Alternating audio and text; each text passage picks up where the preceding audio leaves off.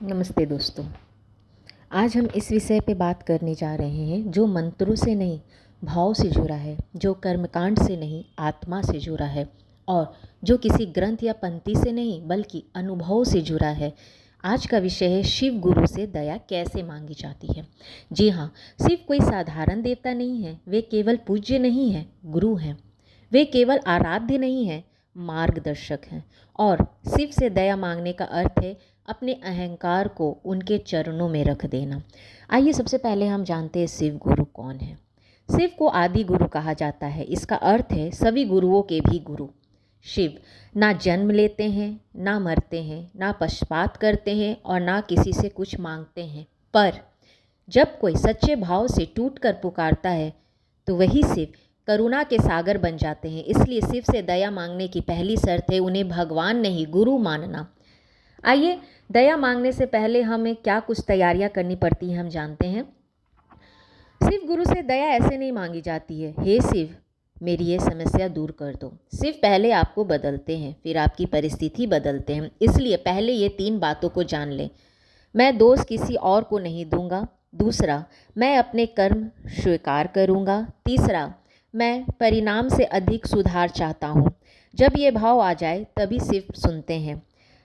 और शिव गुरु से दया मांगने के लिए स्थान और समय भी होना चाहिए। यानी शिव गुरु से आप किसी विशेष मंदिर ज़रूरी नहीं है, कोई विशेष दिन अनिवार्य नहीं है, लेकिन हाँ, एक शांत समय सर्वोत्तम होता है।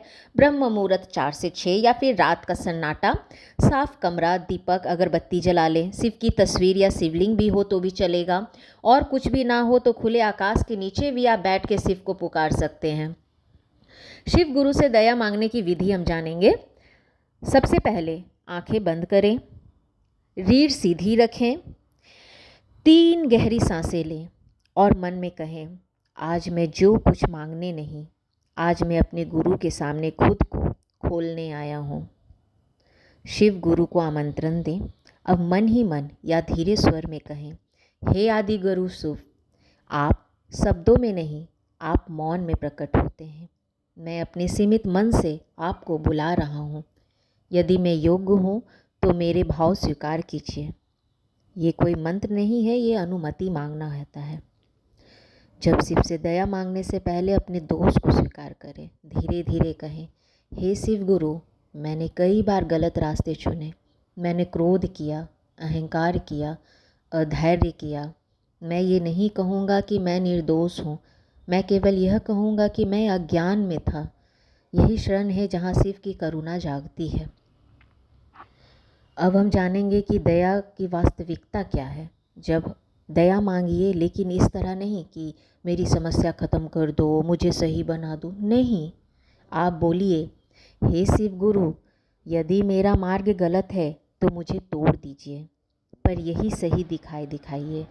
यदि मेरा मन अशुद्ध है तो मुझे कष्ट दीजिए, पर मुझे जागृत कीजिए।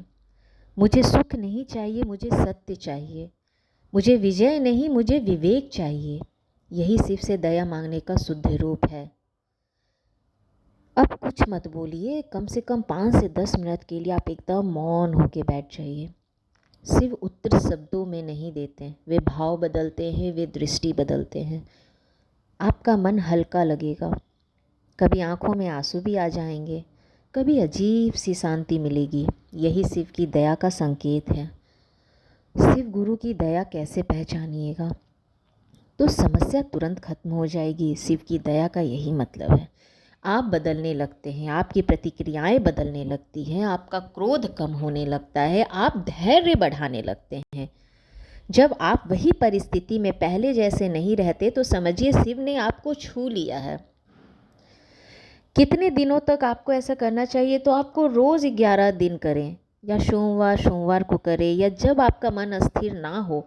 शिव संख्या नहीं देखते, वे निरंतर देखते हैं। और शिव जी से रोज़ दया मांगिए। और आपको क्या नहीं करना चाहिए आपको पता है? दिखावा मत कीजिए, चमत्कार की अपेक्षा भी तुरंत मत कीजिए, या दूसरों से तुलना मत कीजिए। और जल्दबाजी तो बिल्कुल भी ना करें, क्योंकि शिव गुरु हैं, वे शिष्य को धीरे धीरे गढ़ते हैं। शिव गुरु से दया मांगना कोई पूजा नहीं, ये समर्पण है। जब आप सच में टूट कर कहते हैं, हे शिव, मैं नहीं जानता क्या सही है, अब आप मुझे चलाइए। उसी क्षण आप अकेले नहीं रहते, शिव का हाथ आपके पास आता है। जो शिव से सवाल करता है वही भक्त है, और जो शिव के सामने मौन हो जाता है वही शिष्य है। तो जी यही थी हमारे शिव गुरु से दया मांगने की कुछ बातें जो मैंने आपसे शेयर की हो। अगर आपको अच्छी लगी हो तो प्लीज़ मुझे लाइक शेयर एंड सब्सक्राइब करें। धन्यवाद।